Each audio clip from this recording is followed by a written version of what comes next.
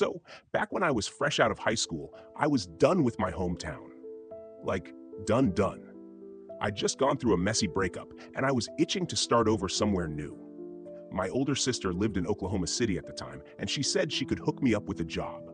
So, literally a week after graduation, I packed up my life, drove over 1,000 miles, and landed in a city I'd never even visited. No big culture shock or anything, but there were definitely some adjustments. First off, the job I got started at 5 a.m. Yeah, brutal. I had to completely flip my sleep schedule, crashing early and waking up at 4 a.m. every day. The factory I worked at was near an Air Force base, so my commute was mostly on the edge of town.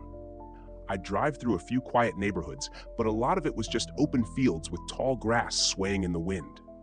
Every single day, I'd pass this creepy abandoned building. It was way more isolated than the other properties along the road. In the mornings, it looked like this massive black shadow looming in the distance, like a hole ripped out of reality. Super eerie. But by the time I drove back in the afternoon, the sun would hit it just right, and it looked like any other old brick building in Oklahoma. Abandoned, vandalized, and kind of sad.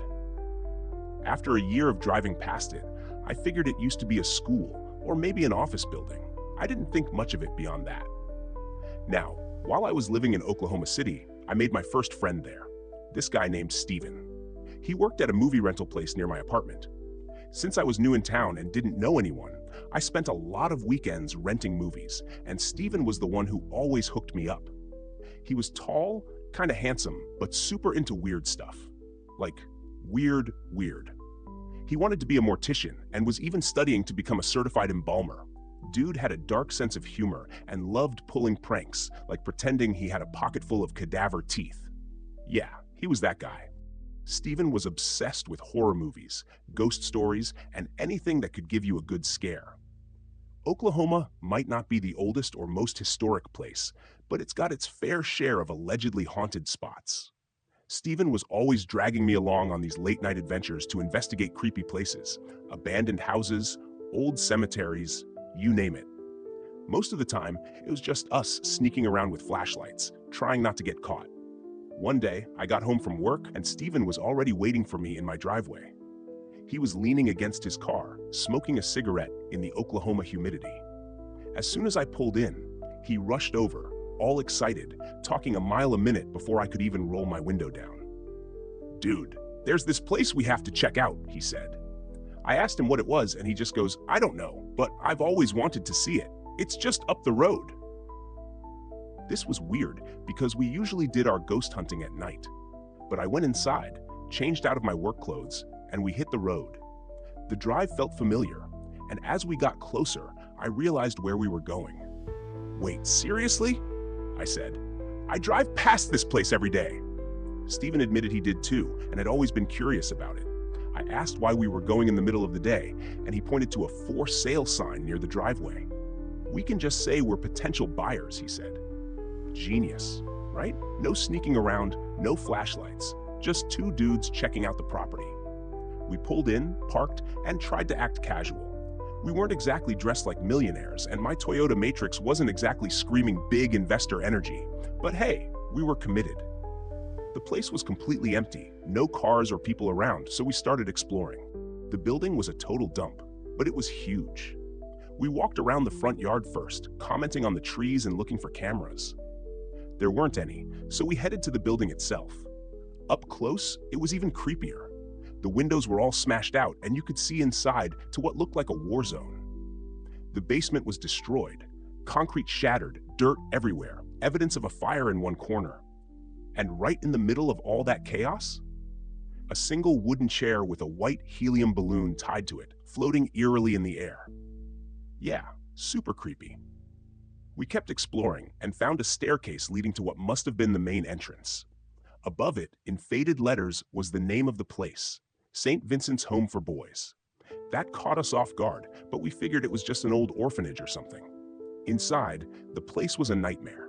The walls were covered in creepy graffiti, and there were old clothes and briefcases scattered around, like the place had been abandoned in a hurry.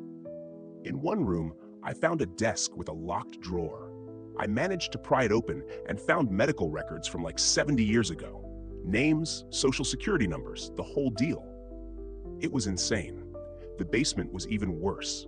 It was filled with pieces of dolls, the kind with bendy rubber limbs that come apart if you pull hard enough. Some were intact, but painted with crazy faces and splattered with red paint. It was like a horror movie set down there. At one point, we heard this loud bang, like a metal door slamming shut. We freaked out and started looking around, but there was no door. Eventually, I figured out it was an old medicine cabinet in the bathroom that had been swinging shut. Mystery solved, right? Not quite. As we kept exploring, we started hearing these guttural sounds, like a man coughing, clearing his throat, and then gasping. It sounded like it was coming from the walls. It got louder and louder until we couldn't take it anymore and bolted back upstairs. Right as we were leaving the basement, we heard this massive banging noise, like the whole building was shaking. We didn't stick around to figure out what it was.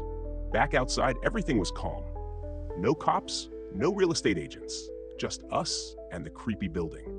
We snapped a few pictures, hopped back in Steven's car, and headed to my place to debrief. That's when we decided to do some research. Turns out, St. Vincent's Home for Boys wasn't just an orphanage. It started as a mental asylum in the 1940s, run by a group called the Brothers of Mercy. There were allegations of abuse, physical, mental, and sexual, against patients ranging from kids to elderly men. One nurse even confessed to murdering 2 patients just to see what it was like. The place eventually changed hands to a priest named Richard Dolan, who tried to turn it into an all-male rehab center. But Dolan had his own dark past. He'd been arrested for soliciting sex from a male undercover cop. A few years later, he was found beaten to death in his apartment. His murder was never solved. Oh, and get this, a local ghost hunting team had investigated the place a few years before us. They recorded some creepy EVPs, electronic voice phenomena, like a deep male voice saying, "Leave and help." Hearing those recordings sent chills down my spine. It was one thing to explore the place, but knowing its history made it so much worse. After that, my daily commute felt different. Every time I passed St. Vincent's, I couldn't help but think about what happened there. It's still standing today, by the way, still for sale. If you're into haunted real estate, it's all yours.